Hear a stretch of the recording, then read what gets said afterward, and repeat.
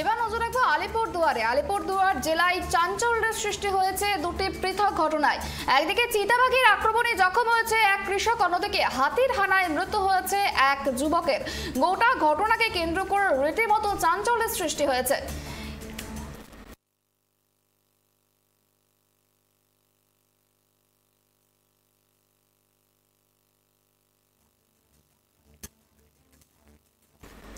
আলিপুরদুয়ারের দুটি পৃথক ঘটনায় চাঞ্চল্য, চিতাবাঘের আক্রমণে জখম এবং হাতির হামলায় মৃত্যু হয়েছে এক যুবকের এবং জখম হয়েছে এক কৃষক। এই বিষয়ে নিয়ে আমরা কথা হলো, আমাদের সঙ্গে টেলিফোন লাইনে রয়েছে আমাদের প্রতিনিধি অনিশা। দেখো, এই মুহূর্তে যেমনটা জানা যাচ্ছে যে আলিপুরদুয়ার জেলায় দুটি পৃথক ঘটনা ঘটেছে। একদিকে চিতাবাঘের আক্রমণ, অন্যদিকে হাতির হানা। দুটি ক্ষেত্রে কিন্তু এক যুবকের মৃত্যু হয়েছে হাতির হামলায়, অন্যদিকে চিতাবাঘের হানায় জখম হয়েছে এক কৃষক। কেন এই ধরনের ঘটনা ঘটছে এবং কিভাবে ঘটলো এই ঘটনা, কি জানা যাচ্ছে? প্রথমেই জানিয়ে রাখি, আলিপুরদুয়ার জেলাকে কিন্তু মূলত ডুয়ার্স রানী হিসেবে কিন্তু পরিচিত। গোটা উত্তরবঙ্গ জুড়ে কিন্তু ডুয়ার্স রানী হিসেবে কিন্তু আলিপুরদুয়ার পরিচিত। এই যে ডুয়ার্স রানী, কেন সেই ডুয়ার্স রানী নামে এই আলিপুরদুয়ার জেলাকে আখ্যায়িত করে? আলিপুরদুয়ার জেলায় মূলত পাহাড় পর্বত, তার সাথে চা বাগান এবং তারই সাথে সমানুপাতিক হিসাবে কিন্তু রয়েছে বহু ফরেস্ট। ন্যাশনাল জাতীয় পার্কও কিন্তু আলিপুরদুয়ার জেলায় অবস্থিত, যেটা জলদাপাড়া জাতীয় উদ্যান। এবং পাশেই তার সাথেই রয়েছে তার আনুষঙ্গিক বক্সা ব্যাঘ্র প্রকল্প, তার সাথে ব্যাংডাকি ফরেস্ট, চিলাপাতা ফরেস্ট, বিভিন্ন ফরেস্ট দিয়ে কিন্তু মোড়া আলিপুরদুয়ার জেলা। এবং যেটা দেখা যাচ্ছে সুপর্ণা, যে প্রতিনিয়তই কিন্তু হাতিরা বেরিয়ে আসছে। আমি প্রথমে হাতির ঘটনাটাই বলি, যে প্রতিনিয়তই কিন্তু হাতিরা বেরিয়ে আসছে, ফরেস্টের থেকে বেরিয়ে এসে লোকালয়ে প্রবেশ করছে।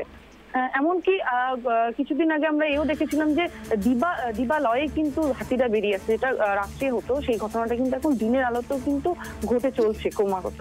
এবং এই যে হাতি বেরিয়ে আসছে, এসে লোকালয়ের বিভিন্ন ভুট্টা ক্ষেত বলো, ধান ক্ষেত বলো, বিভিন্ন জায়গায় কিন্তু তারা হানা চালাচ্ছে এবং সেখানে ফসল নষ্ট করছে। এবং পার্শ্ববর্তী যে সমস্ত বাড়িগুলি রয়েছে, যেহেতু কৃষিপ্রবণ এলাকা, তো সারা বছরের ধান থেকে শুরু করে গম, ভুট্টা সমস্ত কিন্তু মজুত করা থাকে কৃষক পরিবারের সকলের ঘরে।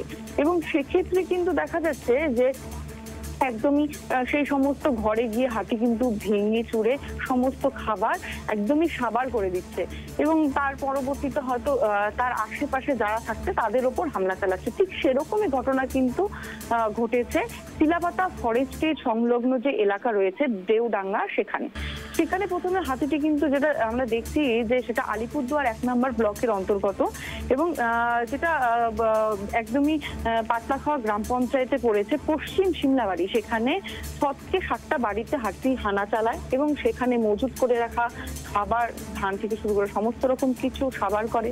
কৃষি ফসল নষ্ট হয় এবং জমিতেও রাখা বিভিন্ন গাছও কিন্তু নষ্ট হয়। তারপর কিন্তু হাতি হয়তো ফরেস্টের দিকে চলে যাচ্ছিল, যেহেতু দেওডাঙ্গা, সেই পশ্চিম সিমলাবাড়ির থেকে দেওডাঙ্গা এলাকায় এসছে এবং সেখানে আসার পর কিন্তু যে যুবকের এই মৃত্যু হয়েছে, সে কিন্তু তার বাড়ির ছাদের থেকে দেখলো হাতিটি পাশের বাড়িতে গিয়েছে। তো সে রীতিমতো, যেমনটা হয় যে কোথাও হাতি হানা করলে সকলে টর্চ নিয়ে বের হয়, বেরিয়ে হাতি তাড়াতে সাহায্য করে, ঠিক সেরকম ভাবে কিন্তু যুবক ছাদের থেকে দেখে সে কিন্তু টর্চ নিয়ে এগিয়ে গেছে এবং তার যাওয়ার দেখি কিন্তু তার পিতাও কিন্তু বেরিয়ে এসেছেন তার পেছন। কিন্তু হাতি তার সুরে পেঁচিয়ে কিন্তু যুবককে প্রায় 10 ফুট থেকে 15 ফুট দূরত্বে নিয়ে যায়, সুপারি বাগানের ভেতর দিয়ে নিয়ে গিয়ে কিন্তু সুপারি গাছের ওপর ছুঁড়ে ঢিল মারে এবং এতটাই জোরে সেই হাতিটি যুবক অর্থাৎ কিংশুক কার্যিকেরে ছুঁড়ে মারে, সেই সুপারি গাছের কিন্তু একদমই সেই ধাক্কাতে কিন্তু সুপারি গাছ একদমই ভেঙে 2 টুকরো হয়ে যায়। তাহলে কতটা জোরে ধাক্কা ছুঁড়ে ফেলে হাতিটি এবং তার পরবর্তীতে কিন্তু কিংশুক কার্যির মৃত্যু হয়। এবং অপর দিকে যে ঘটনাটি ঘটেছে ফালাকাটা ব্লকে, সেখানে চিতাবাঘের আক্রান্তে একজন কৃষক। সেক্ষেত্রে বলে রাখি যে সেই কৃষক পাট খেতে গিয়েছিলেন সকালে, যেহেতু বৃষ্টি হচ্ছে, তো সেই তার জমি পরিদর্শন করতে এবং পরবর্তীতে তিনি দেখেন যে পাট গাছগুলি যে রয়েছে, পাট গাছগুলি ভেঙে রয়েছে। তো তিনি ভেবেছেন যে হয়তো কোনো ছাগল তার পাট খেতে ঢুকে সেই গাছগুলি ভেঙে দিয়েছে, সেই কারণে তিনি কিন্তু ছাগল তাড়াতে কিন্তু গিয়েছিলেন। এবং তখন তিনি লক্ষ্য করেন যে একদমই কি চিতাবাঘ তার পাট ক্ষেতের ভেতরে বসে আছে। এবং এই ঘটনা দেখার পরে কিন্তু তার একদম চক্ষু চড়ক গাছ, যে যেখানে তিনি মানে সেটা তিনি কল্পনাও করতে পারেননি যে সেখানে চিতাবাঘ থাকবে করে। তো চিতাবাঘকে দেখে তিনি কিন্তু নিজের প্রাণ বাঁচাতে কিন্তু উল্টো দিকে দৌড় দেন এবং দৌড় দিয়ে সেখান থেকে পালিয়ে আসেন। কিন্তু চিতাবাঘ কিন্তু তাকে কিন্তু আক্রমণ চালায় এবং আক্রমণ চালানোর ফলে কিন্তু তার পিঠে যথেষ্ট তিনি কিন্তু আহত হয়েছেন এবং তারপর তাকে সেখান চিৎকার চেঁচামেচির পর তাকে কিন্তু সেখান থেকে উদ্ধার করে নিয়ে বীরপাড়া স্টেট জেনারেল হাসপাতালে ভর্তি করা হয়, যেটা কিনা মাদারিহাট বীরপাড়া ব্লকের অন্তর্গত। এবারে সেখানে কিন্তু জটেশ্বর ফাঁড়ির পুলিশ থেকে শুরু করে সকলেই কিন্তু রয়েছেন এবং বিন্নাগুড়ি বন্যপ্রাণ উদ্ধার দপ্তর ও তার সাথে দলগাঁও রেঞ্জ অফিসের লোকও কিন্তু সেখানে রয়েছে সেই চিতাবাঘকে উদ্ধার করতে। কেননা সেই এলাকাতে কিন্তু এর আগে এই চিতাবাঘের আক্রমণ বা চিতাবাঘ জাতীয় কোনো রকম ঘটনা কিন্তু ঘটেনি। সেই কারণে গ্রামবাসীরা যথেষ্টই আতঙ্কে রয়েছে। তার ফলস্বরূপ কিন্তু সেখানে দুটি রেঞ্জের অফিসাররা রয়েছেন সেই জায়গায়।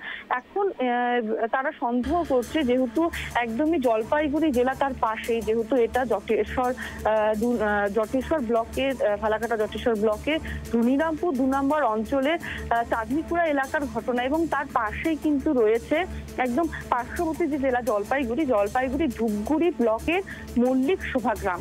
এবং এই যে চাঁদনিকুড়া গ্রাম আলিপুরদুয়ার জেলার এবং তার সাথে মল্লিক শোভা গ্রাম জলপাইগুড়ি জেলার, এই দুই গ্রাম কিন্তু মাঝখান থেকে বিভক্ত হয়ে রয়েছে ডুডুয়া নদী দ্বারা। এবং গ্রামবাসীদের অনুমান যে হয়তো নদী পার হয়ে ওই গ্রামেও যেতে পারে কিংবা নদীর ধারে যেহেতু জঙ্গল থাকে সেই জঙ্গলেও লুকিয়ে থাকতে পারে। সেই কারণে কিন্তু যথেষ্ট আতঙ্কের সৃষ্টি হয়েছে। সুপর্ণা, বেশ, অনেক ধন্যবাদ আমাদের সঙ্গে থাকার জন্য। যেমনটা জানা গেল যে আলিপুরদুয়ার জেলায় দুটি পৃথক ঘটনায় সেখানে রীতিমতো আতঙ্কের পরিবেশ তৈরি হয়েছে, কারণ আলিপুরদুয়ার জেলায় একদিকে চিতাবাঘের আক্রমণ, অন্যদিকে হাতির হানা। দুটি ক্ষেত্রে কিন্তু জখম হয়েছে এক কৃষক এবং এক যুবক। গোটা ঘটনাকে কেন্দ্র করে রীতিমতো কিন্তু আতঙ্কের পরিবেশ তৈরি হয়েছে, যেহেতু চিতাবাঘের এখনো কিন্তু খোঁজ মেলেনি। জানা যাচ্ছে যে হয়তো চিতাবাঘটি মনের মধ্যে লুকিয়ে থাকতে পারে, সেই কারণের জন্যই কিন্তু সেখানকার যে সমস্ত বাসিন্দারা রয়েছে তারা রীতিমতো আতঙ্কে রয়েছেন যে কখন কোন সময় কোনো বড়সড় বিপদ ঘটতে পারে, এরকম চিন্তাতেই কিন্তু তারা আতঙ্কে রয়েছে বলেই জানা গিয়েছে।